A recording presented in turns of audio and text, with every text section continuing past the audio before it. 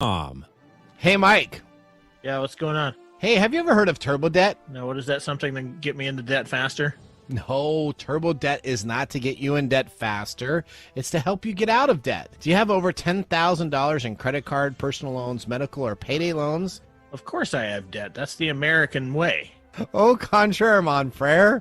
Turbo debt will give you the option to break the debt cycle and start putting money in your pocket. That's awesome. Over 70% of Americans die with credit card debt. Do not let this happen to you. Turbo debt will give you an option to break the debt cycle and start putting money in your pocket. That's awesome. If you have over $10,000 in credit card debt and personal loans, medical, or payday loans, they can help. Go to turbodebt.com/techtime. Again, that's turbodebt.com/techtime, all capitalized, for a free consultation today. TurboDebt is a proud sponsor of this week's episode of TechTime Radio. Broadcasting across the nation from the East Coast to the West, keeping you up to date on technology while enjoying a little whiskey on the side, with leading-edge topics, along with special guests, to navigate technology in a segmented, stylized radio program. The information that will make you go,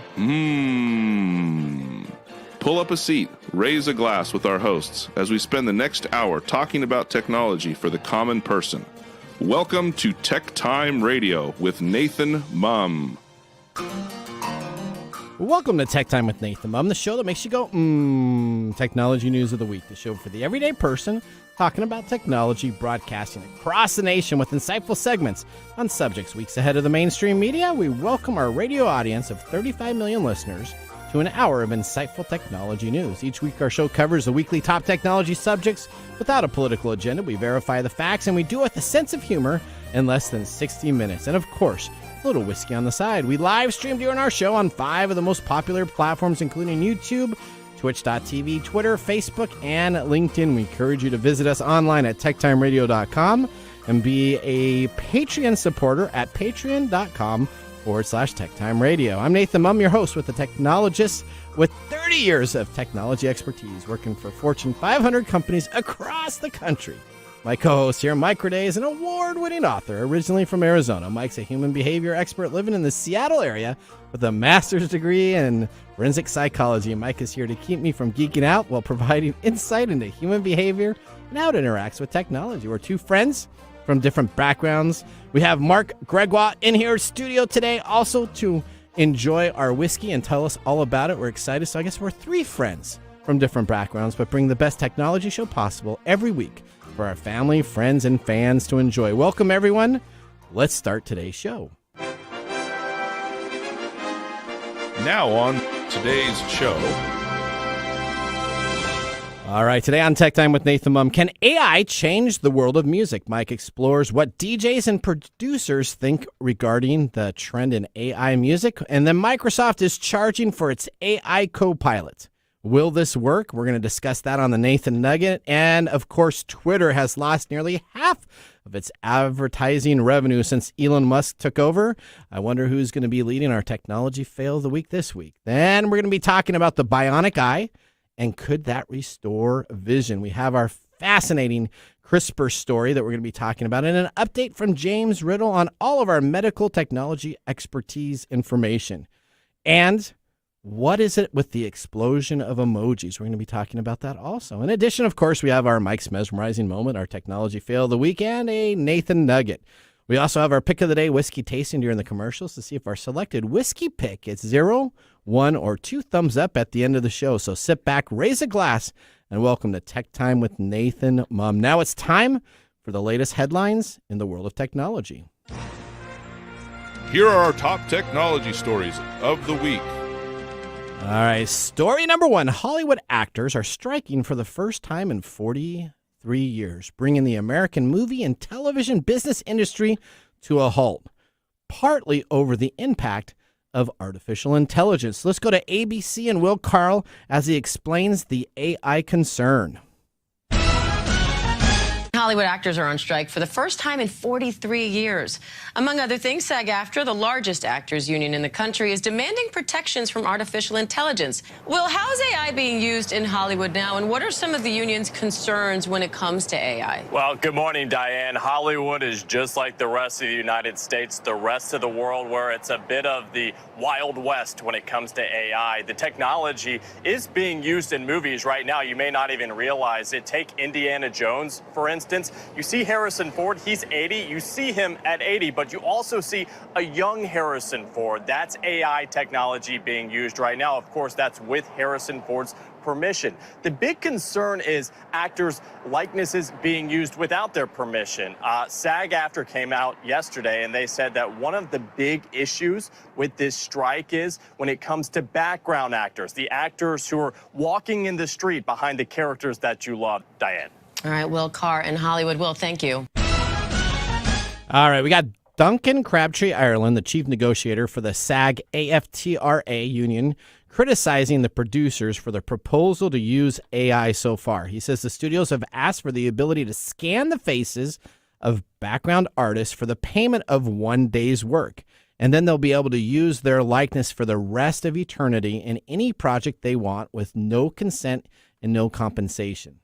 If that sounds like the plot of an episode of Charlie Brooker's Black Mirror, that is because it is. The U.S. media has been quick to point out that the recent Series 6 episode, Joan is Awful, sees the Hollywood star Salma Hayek. Wow. Wow. Oh, there you go. Salma Hayek. Hayek grapple with the discovery of her AI like this that can be used by a production company without her knowledge. But what about the AI that brings alien movies or non-humans? I don't think they care. Most of the Avatar and Lord of the Rings used AI to make massive civilizations come to life. But is that okay? Filmmaker and writer Justine Bateman, speaking to the BBC's Tech Life earlier this year, said that she didn't think the entertainment industry needed AI at all. Tech should solve the problems, that they have problems, and they should use AI to solve other issues. We don't have a lack of writers. We don't have a lack of actors. We don't have a lack of filmmakers, so we don't need AI, she said. Now, lawyers that specialize in digital cloning technology say that the copyright laws need to change. It's strange that we can have your face and your voice it being less protected than your car, your laptop, your phone, or even house or books in your house. But that's current state of the laws today. So what do you think about this? Let's talk a little bit about this, Mike. So one of their reasons they're on strike is for this AI, for background actors. Mm-hmm. What do you want me to say? Do you want me to be nice about it? No, I want you to your feeling. Do you think is that a valid concern for them to have over AI for background actors? I think that's a valid concern for them to have. Okay. Because that means what that says, that quote is saying that I can scan you, and digitize you, and then use you for whatever I want to use you for. Okay, right? In any movie, any movie or media so that's a problem, don't you think? Because then I could make you do things that you wouldn't like when they use Obama's likeness to talk about. But these are background actors, so this is the person that's walking. So it doesn't matter. I mean, we're essentially taking a human being that is being paid to do a job, reducing them to a digitized copy, taking away all that humanity away, and then not paying them anymore.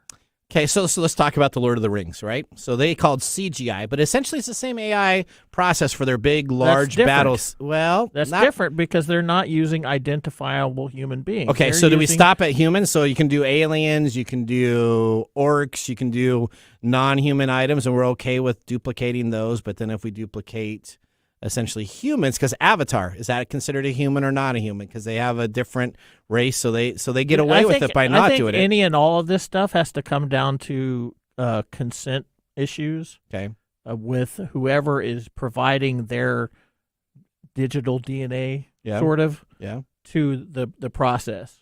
If this is giving this sweeping idea that they can use whoever's likeness for whatever they want, whenever they want, and then there's nothing you can do about it. So if you were trying to break into the movie industry and you were a background actor, you're really giving up a lot of your shots to be noticed, because suddenly your vision or your visage is going to be utilized in a digital format that you have no control over. So does video games and entertainment different than movies entertainment? Because let's talk about like video games. I think any and all, we talk about this stuff all the time, and everybody knows that I have a huge problem with a lot of this stuff. Okay. Because it's being used in ways that is taking away from people. It doesn't matter whether it's sex workers who are being used without their consent, or non-sex workers or actors or anybody else that's being used in ways that they're being deep-faked, or taken away or taken out of any formula for livelihoods. All right, so what if you sell your consent away? Writers, that includes so what if you sell your consent? All right, so let's say Harrison Ford was okay with it for this movie, but let's say you're like Mel Gibson or somebody else, and you essentially give your likeness away forever, and you sell it for a certain royalty. If you consent to that, that's your problem. Okay, so once you consent to it, then it's okay. If you consent to something like that, then yeah, I mean that's a legal. So it's like a licensing agreement, like a Major League Baseball licensing agreement, or anything else. If you're going to go wave the flag around, I don't know, cookies, and there's a particular brand of cookies that you want, you have to pay that cookie company in order to use their likeness, right? Yeah. Why wouldn't you have to do that for an actor? I see some of their aspects. I mean, what I don't like, and I had to do a little bit more research into this, is I think, I don't know if the system is necessarily broken right now. And some of the systems they're looking to put in there, maybe all of a sudden this background artist now makes $200,000 an episode instead of maybe $10K. So I think there has to be a wiggle room in between there. Why would you conflate that issue over the actual issue of taking away somebody's identity? That was what I kept on diving into it and diving. Then I got more and more opinions. But I guess on the technology side, I would say I probably agree with you. I don't want all AI people. Now I'm often regarded as a pessimist when it comes to this stuff, but it's not, because the crossroads between human behavior and technology often doesn't go well. Okay, all right, you're right. All right. Speaking of AI, you're up for story number 2. I don't exactly know why I got this story. Well, because you got it last night at the production meeting. Okay. Yeah, because what do DJs and producers think of AI music? Okay. AI generated music. Right. Yeah, that's a big thing. AI generated dance music is a hot item right now. Yeah, so here's your deal. You're in a club, the music's pounding and the lights are flashing, and you look up to the DJ booth, but there's nobody there because everything's AI generated. Yeah. Without mixing software getting more sophisticated and venues cutting back on budget, that's the worry of some people in the dance music industry. Now, I have this problem every weekend. When you're I'm out in the clubs. Odie should be all over this. Raving all over the place. She is the raver on our staff, so she should be all into this. Whoa. Whoa. Yeah, you see that finger? That was a negative response. All right. Can the computer program ever replace the real life connection between a DJ and a crowd? Now, in one DJ's opinion, 28-year-old DJ who lives in London, whose name is Noraya. Okay. She says no. All right. She says that she plays venues around the world, sometimes with crowds of more than 40,000 people, and AI cannot do her job. Okay. Because she looks at it with her connection to the audience. And her example here is that a raver looking over at her while she's DJing and seeing her sweat and dance with them creates a human connection that AI cannot replace. Okay. Now, that may be true. The problem is, again, since COVID, there's been a massive shift towards people asking to stream sets. Yeah. Especially when it's somewhere overseas. They don't have money to get you to play in a different country, and it's easy and accessible way to get artists in their lineups without actually having to physically have them in the room. Okay. Dance music was one of UK's favorite genres, but DJs say the support it gets doesn't reflect that. Maybe that humans make the best DJs, but it's not such a straightforward story for producers. As well as being a DJ, Noraya makes her own music. And she says that there are already at least 10 different software programs that mix music and could put producers out of jobs. Okay. She says, I think the danger here is that there's work being done without a discussion about what it would mean for the overall music industry. One solution, she thinks, is to programs that are coming out that are just suddenly flooding the entire Well, we industry. tax the people to do the job, right? So there's this big thing about taxing companies for AI, because if you're a person working in there, you have to pay a tax. There is some, I think, validity to some of these software solutions that are replacing people's jobs, where maybe there is a software tax or some type of tax if they're being able to replace 1/3 of a person or a half of a person. I mean, but the end result of this is that the AI is being used for one reason and one reason only. What is it really doing? What is AI doing? It's cheating corners. It's cutting corners. Is it cutting It's corners? making everything cheaper. It is for making the companies that are producing. Yeah.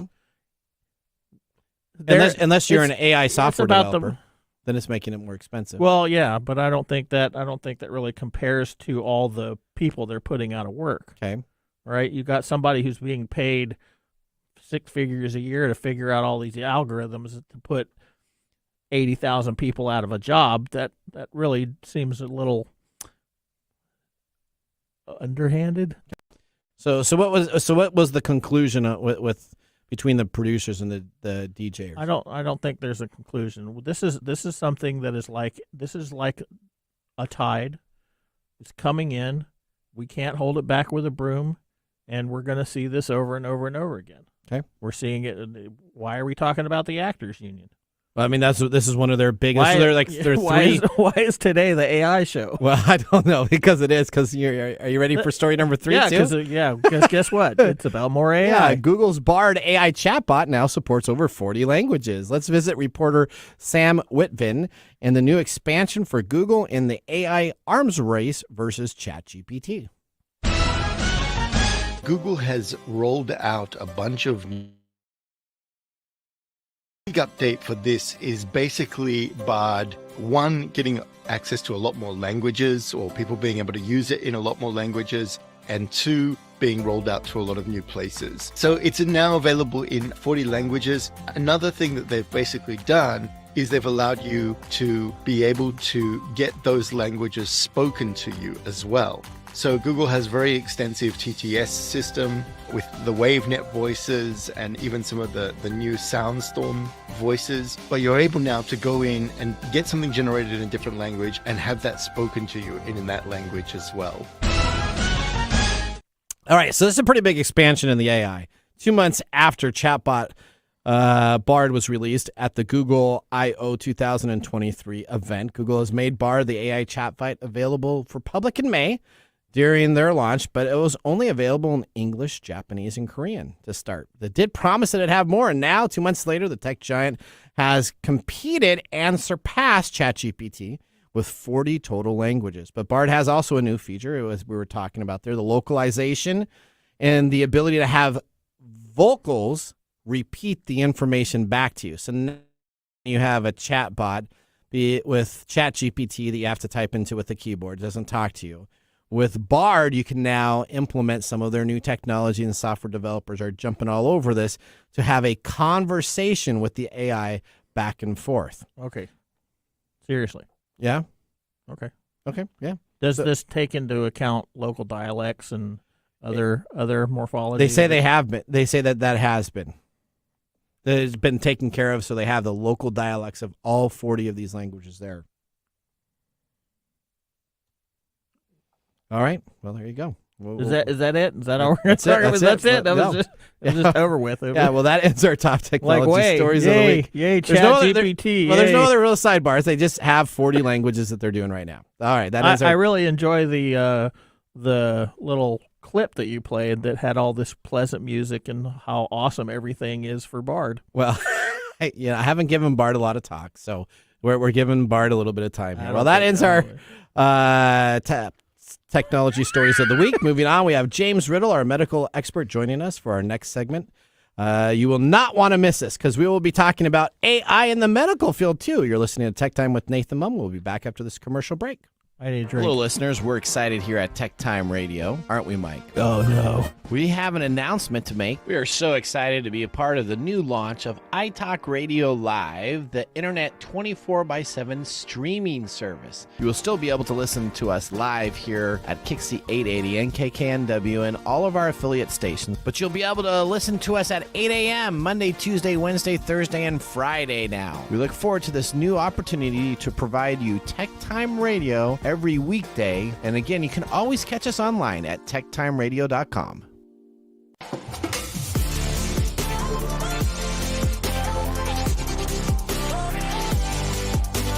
Welcome back to Tech Time with Nathan Mumm, the technology show for your information that makes you go, This is your weekly technology show right now to talk about current technology in a simple format without having to geek out, brought to you by myself, Nathan Mumm, and Mike Day. We just had our first whiskey tasting during the break, and now let me tell you that we are sipping in our pick of the day during the show. Today we have chosen, what have we chosen, Mark? We have chosen Old Granddad 114, also known as ODG 114. Okay, tell us a little bit about this. Sure, it's from the Centauri Company, from the Jim Beam Distillery in Claremont, Kentucky. It's a straight bourbon, non-age stated, 114th proof. It's mash bill. It's a high rye, so it's 63% corn, 20% rye, 10 malted barley, and this goes for roughly $30 when you can find it. Okay. All right. Perfect. Yeah, and then from Total Wine's website, they say it's a foolproof version of the classic rye tinge bourbon, unbelievably smooth for a spirit of its strength. Spicy orange berry nose with tobacco notes and a spicy sweet taste. Plenty of rye flavor. Yeah, I'm really going to have to just change my whole opinion about ryes, I think, because this is good. You liking this? Yeah. It's got a pretty, It didn't burn. It was very smooth. It is pretty, it is smooth. really good. I mean, it's got kind of a simple label. I was actually concerned that it looked like Wines and More special on the low shelf, because that's what it kind of looks like with these stickers on there when I go shopping. But you're all about the book and its cover. That's you? right. It has a cork, though, Nathan. It does have a cork, and the taste of it is much better than I anticipated it being. I've been telling you guys about this for weeks and weeks. Okay. Well, I think I enjoyed the last Old Granddad one that we had. Yeah, we'll talk about that one at the Mumbles. So. All right, perfect. But let's get to James. All right, with our first whiskey tasting completed, now let's move on to our feature segment. Today we have James Riddle joining the show. James is the Vice President of Research Services and Strategic Consultant at Advera. He has served on the steering committee of the Clinical Trials Transformation Initiative.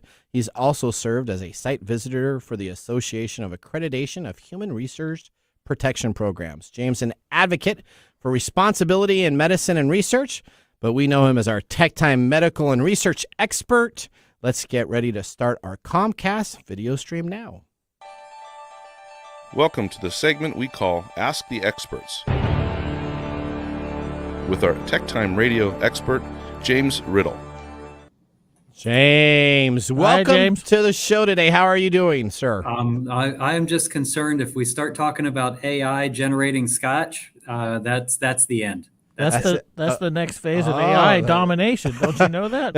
I don't think Mark would be too happy about that. I don't know if you'd want an AI whiskey, although you never know. That may be able to be. That's the next phase of the takeover. Is that the takeover aspect? Yeah. All right. As soon as Okay. they get a hold of our alcohol supplies, we're done. All right, James. Where it's a little different background. Where are you joining us today from? I am at our corporate headquarters right outside of Baltimore, Maryland today. Oh, fantastic. Fantastic. All right. Well, let's start off. Here's what we got. So I got John Kay, a biophysicist and researcher at the Southern University of Science and Technology in China. He shocked an audience with a bombshell announcement.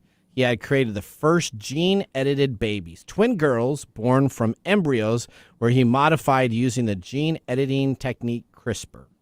He, who was trained at the Rice University in Stanford, said that he did it in the hopes of protecting the girls from getting infected with the virus that causes AIDS. Their girl's father was HIV positive. But his announcement was immediately condemned as irresponsible human experimentation. In recent years, scientists have produced new evidence about the risks and possible shortcomings of gene editing. While this is developing into more sophisticated techniques that could be safer and more precise, we're going to go to James first to explain to us CRISPR technology to the listening audience.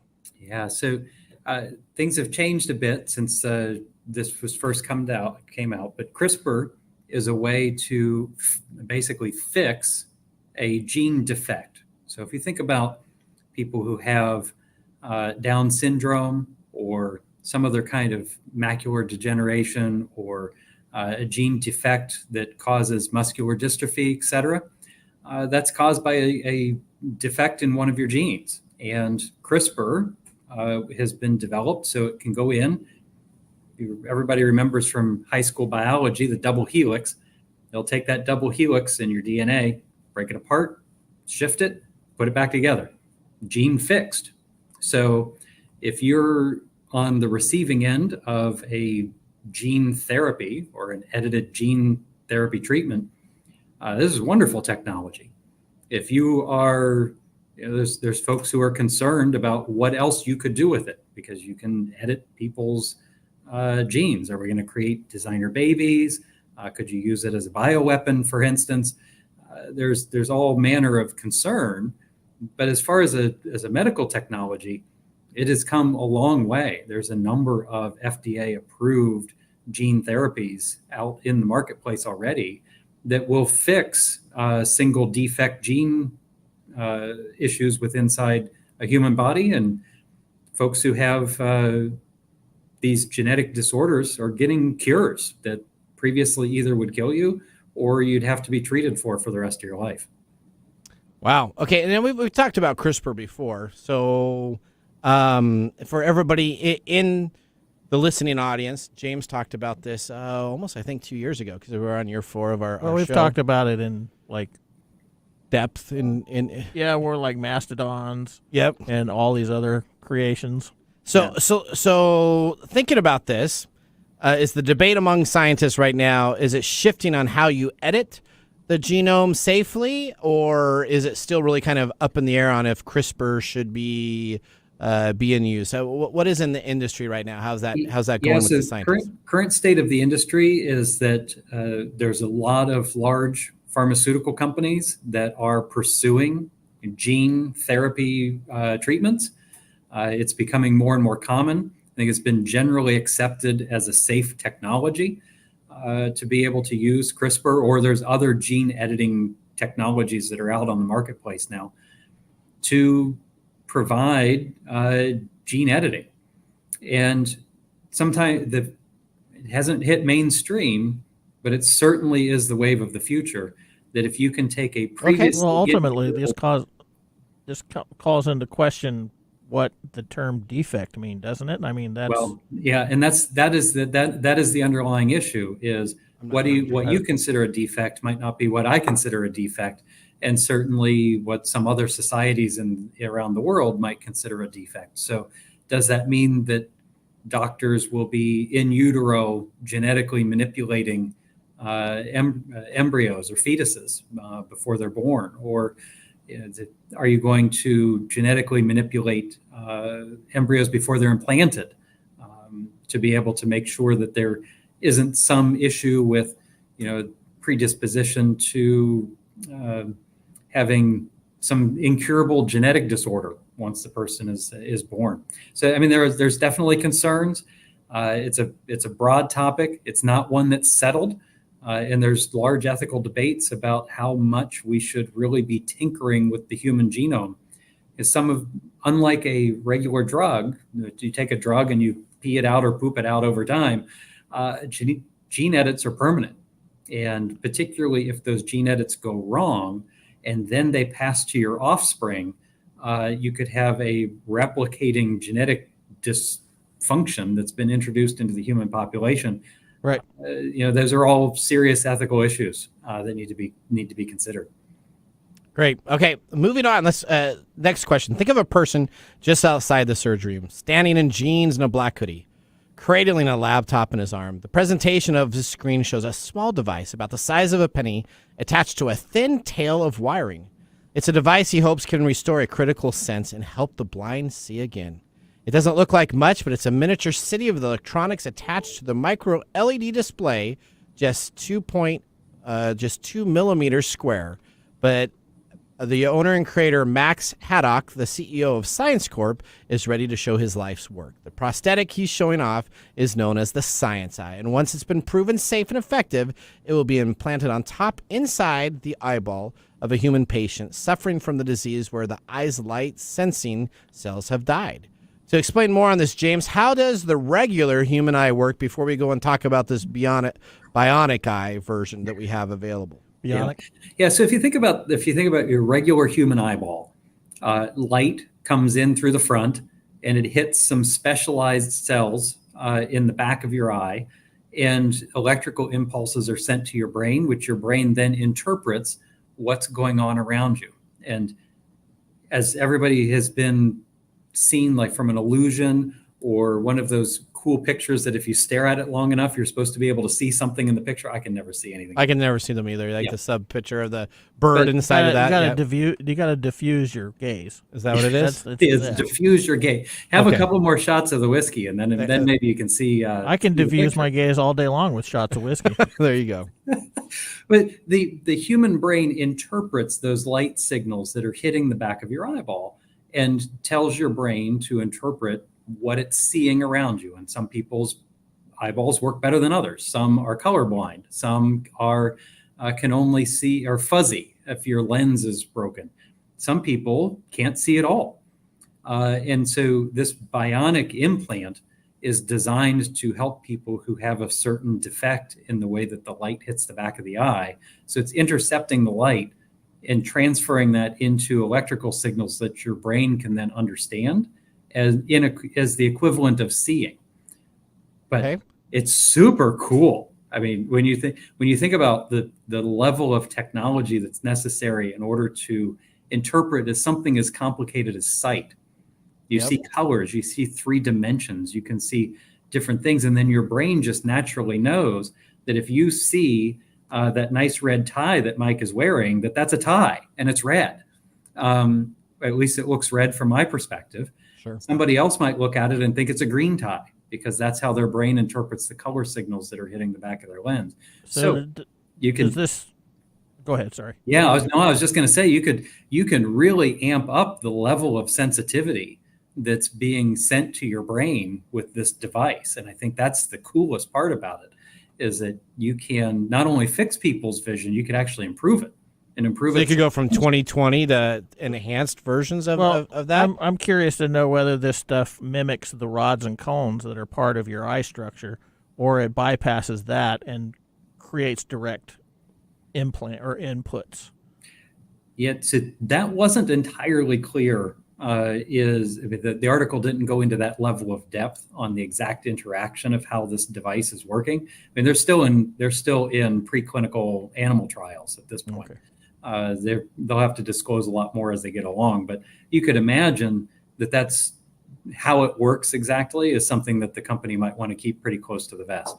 Well, sure. Yeah. My general understanding is that it's bypassing the receptors and sending electrical impulses right into the nerve endings at the back of the eyeball. Yeah, that you talk about sensory overload. Holy cow! What's your brain? How's your brain going to process all that information? We're essentially doing HD eyeballs now. That's right. Yeah, Sony's going to patent this thing and make colorized crazy. Perhaps. There's lots of history of utilizing electrical impulses into people's brains to have their body sense certain things. You can use electrical impulses to trigger memories, for instance, or suppress memories. You can use electrical impulses to move arms and limbs and trigger how your muscles move for people who've lost their limbs and the like. So in general, it's not a new concept. It's just the level of complexity and computing power that would need to go into interpreting light signals on the back of your eyeball is just really impressive. Now, is there concerns about this technology? I mean, we just talked about HD eyes. I mean, what happens when all of a sudden I have a left and a right eye and I have okay eyesight, and now all of a sudden I decide that I want to have great eyesight? Is there concerns where this could be then used to increase eyes? Cyborg enhancements? Well, have you ever seen the Borg on my favorite show, Star Trek? Have you ever seen that? I knew you were going to find a way to bring that in here somewhere. I mean, you could have those drone eyeballs that are... Resistance is futile, right? That's right. Okay. All right. Well, I'm sure it can be misused. But reading another article, let's talk about this. What? You have CRISPR now, right? Yeah. Why wouldn't I just go and listen to our next story here. The eye problem away. So now you get your CRISPR, you fix your eyes, and now reading an article just this week, it says that AI can help fertilize the process for in vitro fertilization and choose the best embryos and make the decision on if they should be used or not. So, James, let's talk a little bit about this. Essentially, fertility doctors have to do their reasoning once these eggs get fertilized to choose what they consider the best egg, and then that's the egg that they use to hopefully get someone pregnant with. But now they have AI to help with this. Explain more about this to me. Yeah, so this particular article isn't quite as scary as the first one. What's happening here is in the in vitro fertilization process, you have a bunch of potential embryos that you could implant in the potential woman, in the future mother. Yep. Someone has to review those embryos. You can't implant all of them because you'd end up with lots of, that wouldn't work. So you have to select the best ones. Well, the best one is an interpretive process that the in vitro fertilization expert will look at the embryo, they'll look at various characteristics of the embryo, and then they'll decide, I'm going to implant these three. Yep. There's some criteria that are involved in doing that. So rather than having a human look at each individual embryo, the folks have used what essentially here is machine learning more than AI. Okay. To evaluate that criteria and let the computer help the in vitro fertilization specialist their choice, or at least make a choice that might be more informed or have more data associated with it. This is actually, it's not a terribly new concept. Radiology technicians are using machine learning to help them detect breast cancer. Other medical technologies are using machine learning to help the physicians make better decisions in the operating room and the like. So at least according to the article, the artificial intelligence or machine learning that's being used here was just simply to help facilitate the in vitro fertilization specialist to rapidly process the embryos and hopefully not miss something, right? The computers are typically, when it gets into highly complex, repetitive tasks, the computers are actually kind of better than humans in many cases. Yeah. But I didn't get the impression here like the computer was selecting which embryo to implant. Okay, that was my next question. So we're not having AI choosing. So the lesson today is in the future. Yeah. AI is going to choose the eggs that are fertilized. Okay. CRISPR is going to choose the stuff that comes out of that egg. Yep. And then bioelectric units are going to be used to enhance that. whatever CRISPR couldn't get right. There you go. There's your Star Trek right there. Yeah. Well, and then the AI cyborgs are going to go harvest the. And then they're going to make whiskey. They're going to make whiskey. Yeah. And we're all out of jobs.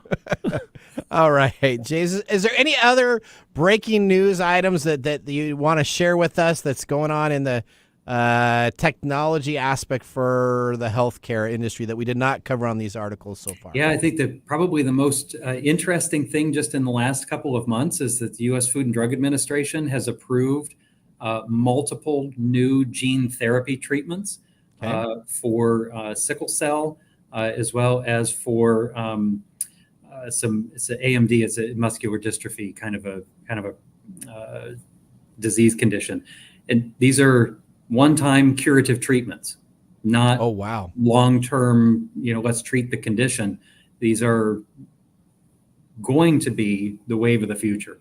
So you're saying all those telethons that Jerry Lewis put together, that they may actually have come up now? Is that what you're telling us, that there may be a cure that's on the way? Yeah, kids that are born with the diseases that were going to kill them 5 years ago, those kids are going to live into adulthood and live regular productive lives. Wow, that's exciting. That's the cusp we're on with gene therapy treatments. Perfect. That's good.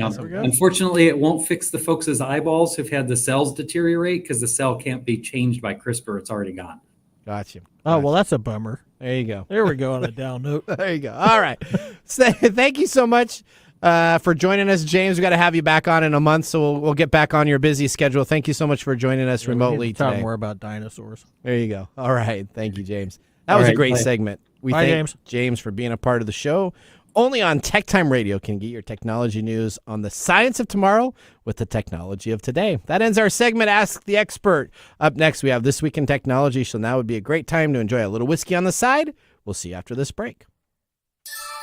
This is Mark. And Greg. For Copiers Northwest. With a terrific offer. Called Printer Care Plus. It's simple. Buy HP printer cartridges from Copiers Northwest and we'll service your current printers for free. That sounds too good to be true. It's made possible due to our HP Copiers Northwest relationship. Copiers Northwest is an HP Platinum partner. One of only 2 in the entire Northwest. And now with Printer Care Plus, Copiers Northwest will provide free printer service. As long as they purchase genuine HP cartridges from Copiers Northwest. That's right. IT departments no longer have to service printers. Or fix paper jams with Printer Care Plus. They can focus on more strategic initiatives. And let our experienced technicians keep their HP printers up and running. Sounds like a love-love relationship for IT departments. Don't get too carried away. So how do they get more details on Printer Care Plus? Call Copiers Northwest today, 206-282-1200, or visit copiersnw.com. Copiers Northwest. New ideas, new solutions.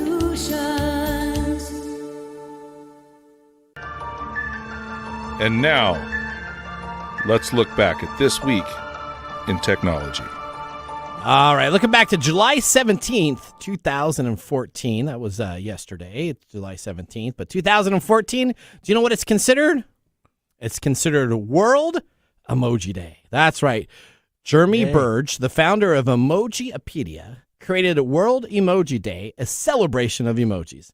And now the standard icons we use in text communication to visually represent emotional cues. Berg chose the date July 17th because Apple's emoji for the calendar displays July 17th as its logo, in reference to the date that Steve Jobs originally introduced Apple's iCal software. Jeremy was born in 1984. He's an emoji historian and widely regarded as an expert on all things emoji. World Emoji Day has become so popular that it has influenced the design of calendar emojis and even full-fledged movies. Originally, companies other than Apple have used different dates for their calendar emojis, but now most of them have turned and decided to use the standard July 17th as their calendar emoji. All except for, of course, Microsoft and Facebook are deciding to still have a different date. Insert poop emoji here. All right. Yeah. There we go. That was This Week in Technology. Have you ever wanted to watch some Tech Time history? With over 2 years of video podcasts and blog information, you can visit techtimeradio.com to watch our older shows or join the Tech Timers Facebook group to talk with us live all the time. We're going to take a commercial break. When we return, we have the Mark's Mumble Whiskey Review and our Technology Fail of the Week. See you after the break. Hello, my name is Arthur, and my life's work is connecting people with coffee. Story Coffee is a small batch specialty coffee company that uses technology to connect people to each product resource, which allows farmers to unlock their economic freedom. Try our Medium Roast Founder Series coffee, which is an exotic bourbon variety that is smooth, fresh, and elegant at storycoffee.com. That's STORI coffee.com. Today you can get your first bag free when you subscribe at storycoffee.com with code TechTime. That's STORI coffee.com. The segment we've been waiting all week for, Mark's Whiskey Mumble.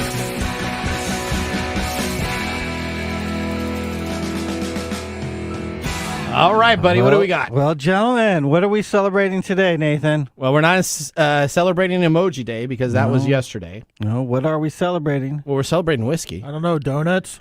Oh, I'm embarrassed for you, Nathan. What's that? There's 2 big events today. What is? Well, those are 2 big events. The first one and the shorter one is one of your good friends. Yeah? He's a CIO at Copiers Northwest. It's his 12th work anniversary today, and he's a great guy, and we should celebrate that. Wow. I don't know who that is. Who is that? That's Mark. He's just trying to get a little pat on back. There you go, Mark. Congratulations, it's World Mark. Mark Day. Yeah, it's World Mark Day. Okay. And on top of that, a shout out to your youngest son.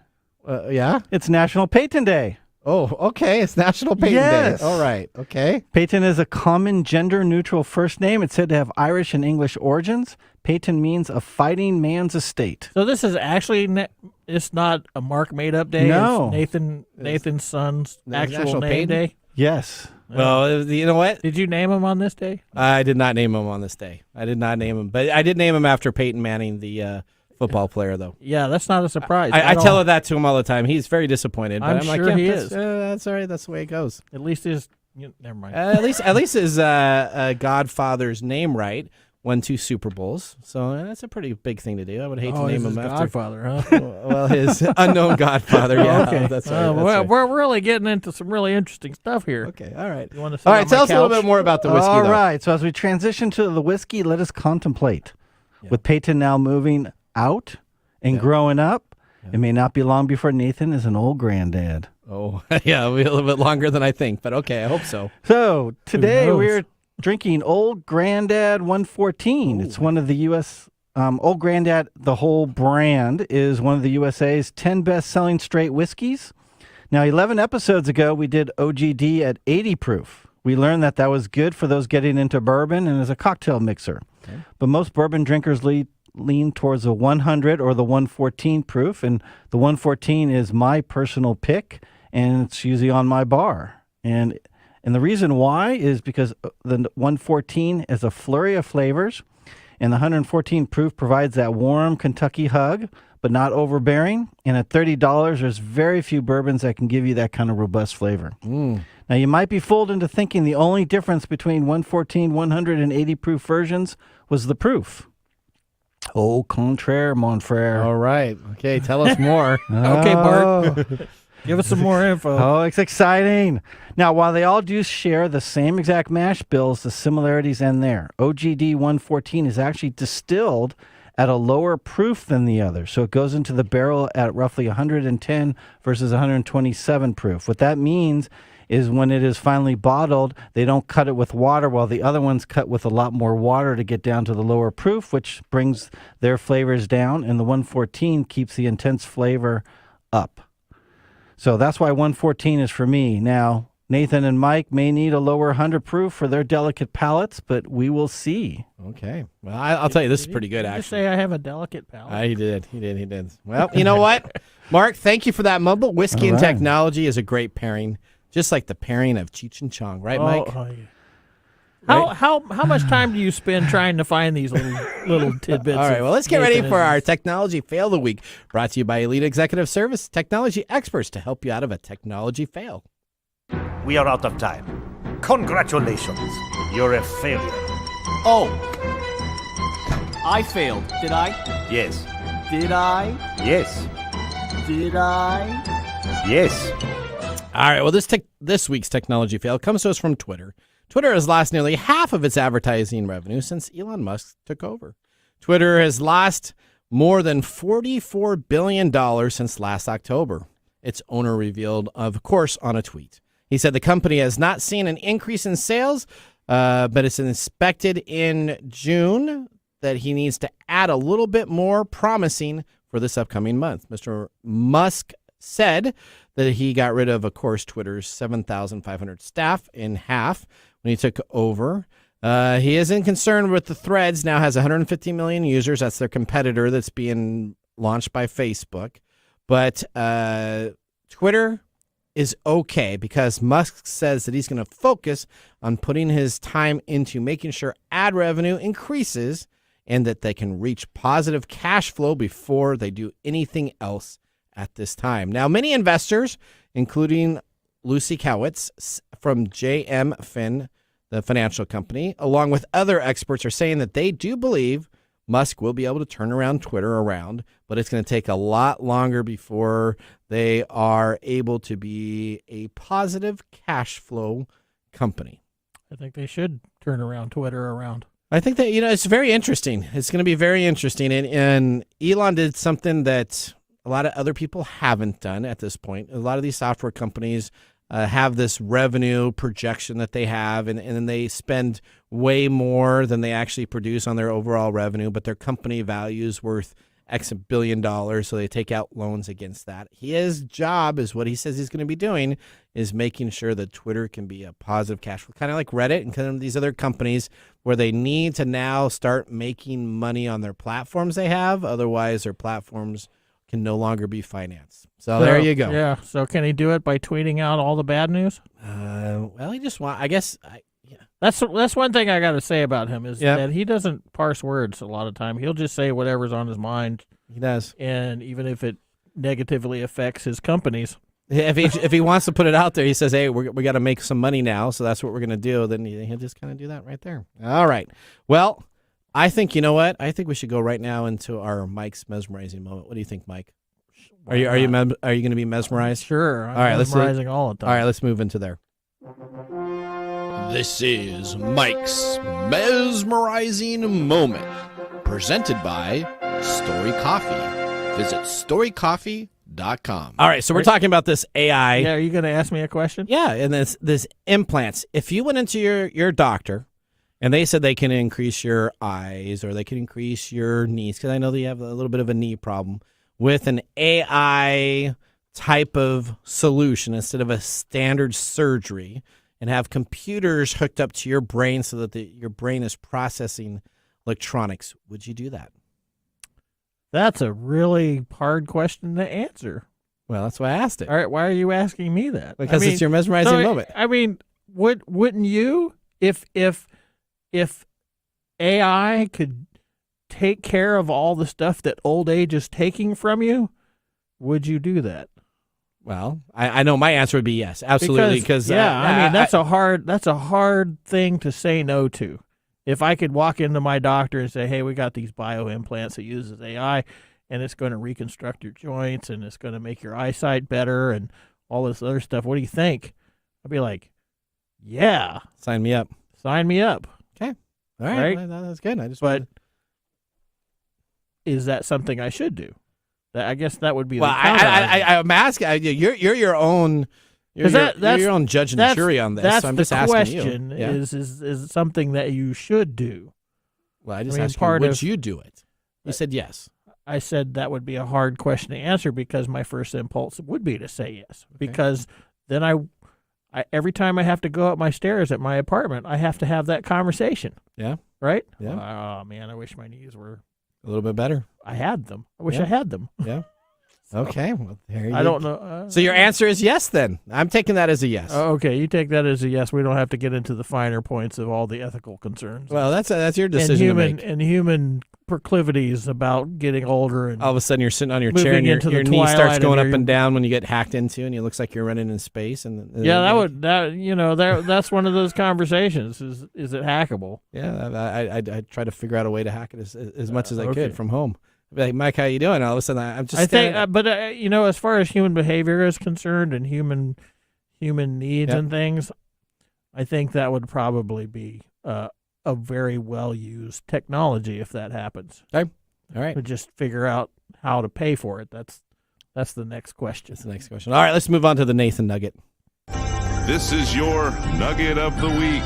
All right, here we go. I'm not going to try to ramp, but Microsoft has decided they're going to charge $30 per users for its 365 AI Copilot, and a version of Bing Chat with corporate-level privacy is also rolling out on an announcement from Microsoft. The Windows maker is launching their Bing Chat Enterprise, a privacy-focused version of the AI chatbot with greater security and peace of mind for handling sensitive business data. Now, there's no price on that yet. That's just something that they announced, but they have announced a price on the 365 Copilot, which is essentially the company's vision as the future of work with their GPT-4o powered suite of tools that let you generate Office content. So let's talk about this through natural speaking processes. So an example, I have a PowerPoint I need to have created from this Word document. Instead of me actually cutting and pasting that Word document to create the PowerPoint, I can use Microsoft Copilot to say, review the Word document and create a PowerPoint. I can also use that to summarize emails, draft responses to certain items in Outlook, and even take a spreadsheet with a bunch of information and put it into pivotal charts that I can take information in and out of to get more complexity taken care of. Do you remember Blade Runner, the movie? Yep. absolutely. Where he's talking to the picture thing. Yep. That's what you're talking about. Right? So would you pay $30 a month for this? I might. Okay. But my question is, again, why am I paying more? Why am I paying money for more security? And for more items? Well, I can understand the more items, but why more security? Shouldn't everything be secure? It should be. When you put the word security on something, people pay money. Oh, that's the problem.